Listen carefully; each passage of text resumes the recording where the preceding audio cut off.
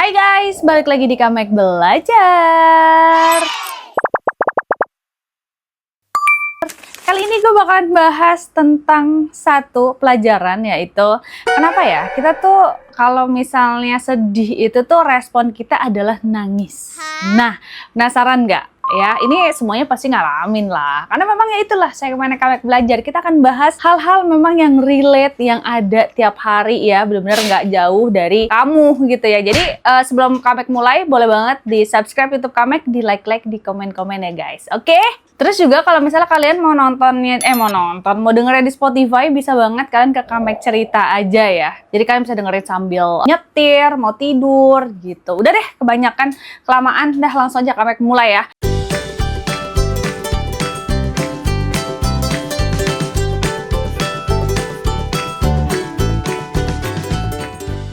Pernah nggak nih, lo lagi sedih dan tiba-tiba air mata tuh keluar tanpa kamu rencanakan.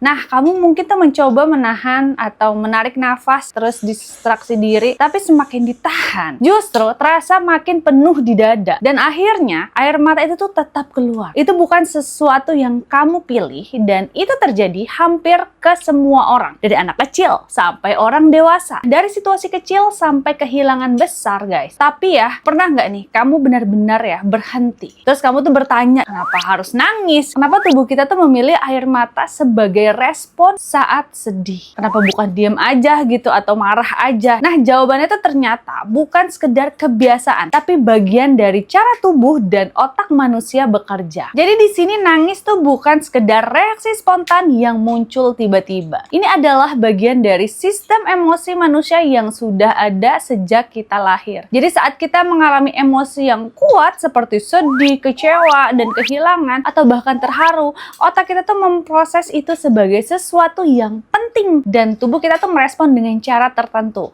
Salah satunya adalah tangisan. Artinya, nangis tuh bukan pilihan sadar ya. Bukan sesuatu yang kita pikirkan dulu nih ya. Ini adalah respon otomatis yang terjadi. Karena tubuh kita memang dirancang untuk mengekspresikan emosi dalam bentuk fisik. Nah, di dalam otak ada bagian bernama amigdala yang berperan dalam memproses emosi. Amigdala tuh bekerja seperti alarm emosional. Jadi saat kita merasakan sesuatu yang kuat, terutama yang berkaitan dengan kehilangan, ketakutan, atau kesedihan, amigdala tuh menjadi aktif. Dari situ, dia mengirim sinyal ke bagian lain dari otak dan sistem syaraf. Sinyal ini nih kemudian mengaktifkan kelenjar air mata, lalu perubahan pernafasan, dan bahkan ekspresi wajah. Jadi saat kita menangis, sebenarnya itu adalah hasil dari proses kompleks di dalam otak. Jadi bukan sekedar perasaan aja, guys. Nah, air mata yang keluar saat kita sedih berbeda dengan air mata karena debu dan bawang ya. Air mata emosional itu tuh mengandung hormon stres seperti kortisol dan zat kimia lain yang berkaitan dengan emosi. Ini berarti bahwa menangis bukan hanya ekspresi, tapi juga cara tubuh membersihkan atau melepaskan zat-zat tertentu. Dalam arti tertentu, nangis adalah proses biologis untuk membantu tubuh kembali ke kondisi yang lebih seimbang.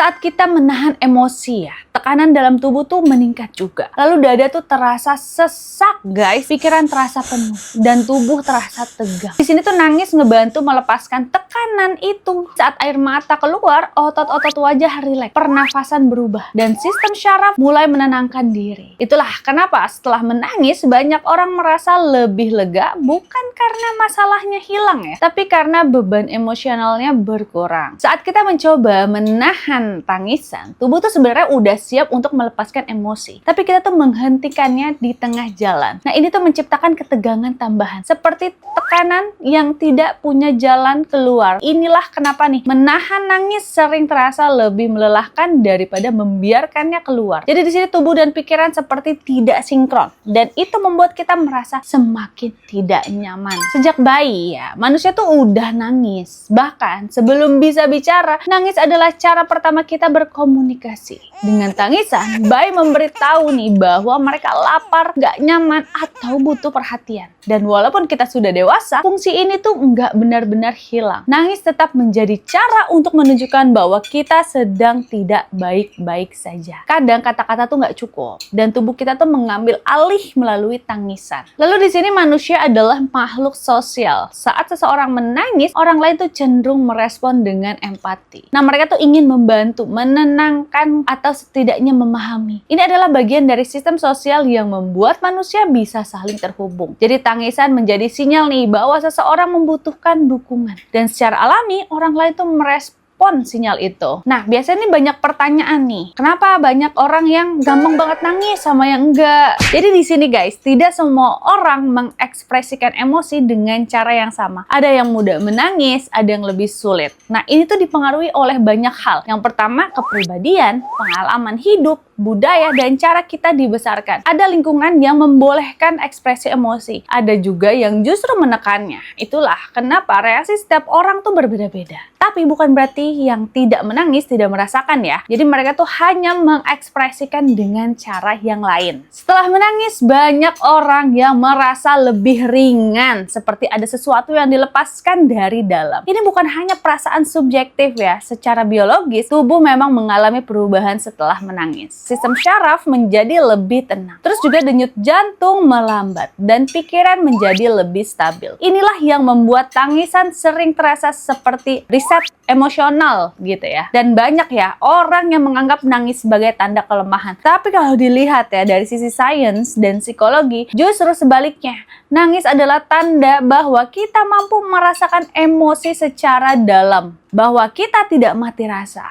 Bahwa kita masih terhubung dengan diri sendiri. Dan menahan emosi terus-menerus justru bisa membuat kita kehilangan koneksi itu. Jadi nangis tuh bukan tanda lemah ya. Tapi tanda bahwa sistem emosi kita tuh bekerja. Rasa malu saat menangis tidak datang dari tubuh guys. Tapi dari lingkungan. Jadi sejak kecil ya, banyak orang diajarkan untuk jangan nangis. Terutama pada laki-laki. Akibatnya apa? Nangis dianggap sesuatu yang harus disembunyikan. Padahal secara alami itu tuh normal. Dan ketika kita merasa harus menahan sesuatu yang sebenarnya alami, nah muncullah konflik di dalam diri. Jadi ya guys, tidak semua kesedihan harus berakhir dengan tangisan. Dan tidak semua orang memproses emosi dengan cara yang sama. Ada yang menangis, ada yang diam. Ada yang menulis, ada yang bicara dengan yang lain. Semua itu tuh valid ya. Yang penting adalah emosi itu diproses, bukan ditahan. Tapi yang sering terjadi, banyak orang yang tidak memberi ruang untuk itu. Mereka tuh langsung menahan, menekan, atau mengalihkan perhatian. Jadi tanpa sadar ya, emosi itu tuh tidak benar-benar hilang. Hanya tertunda. Dan di titik tertentu, emosi yang tertahan bisa muncul dalam bentuk lain. Ya, seperti stres, gelisah, atau bahkan kelelahan mental. Jadi nangis bukan satu-satunya cara nih ya, tapi itu salah satu cara paling alami yang dimiliki tubuh untuk melepaskan emosi yang terlalu berat untuk disimpan. Nah, dalam konteks kesehatan mental, menangis tuh bisa menjadi bentuk rilis yang penting. Jadi ketika kita membiarkan diri merasakan dan mengekspresikan emosi, kita tuh membantu tubuh kembali ke kondisi yang lebih seimbang. Jadi di sini nangis tuh bisa menurunkan tingkat stres,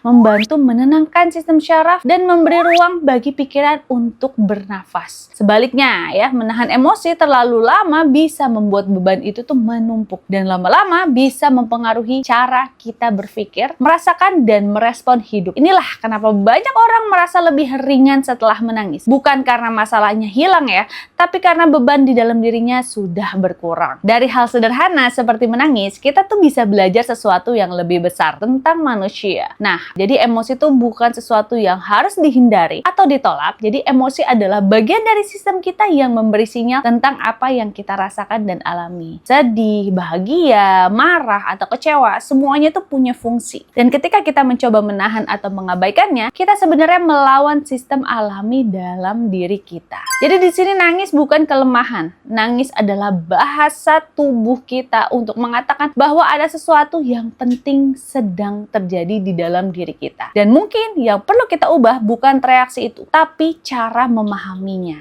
Nah, kita udah sampai ke kesimpulannya guys. Jadi, kenapa nih orang nangis saat sedih? Karena tubuh dan pikiran kita bekerja bersama untuk memproses sesuatu sesuatu yang tidak bisa dijelaskan hanya dengan kata-kata. Menangis adalah cara tubuh memberi ruang bagi emosi untuk keluar, agar tidak menumpuk, agar tidak menjadi beban yang terlalu berat. Dan mungkin yang membuat tangisan terasa begitu kuat bukan karena air matanya, tapi karena semua yang ada di baliknya. Perasaan yang lama ditahan, hal yang tidak sempat diungkapkan, dan momen dimana kita akhirnya berhenti sejenak dan merasakan semuanya. Dan disitulah nangis bukan lagi sekedar reaksi, tapi bagian dari proses menjadi manusia. Jadi kalau kamu pernah nangis saat sedih, mungkin itu bukan tanda kamu lemah ya. Mungkin itu justru cara tubuhmu membantu kamu melepaskan sesuatu yang terlalu berat untuk disimpan. Karena pada akhirnya kita bukan diciptakan untuk menahan semuanya sendiri.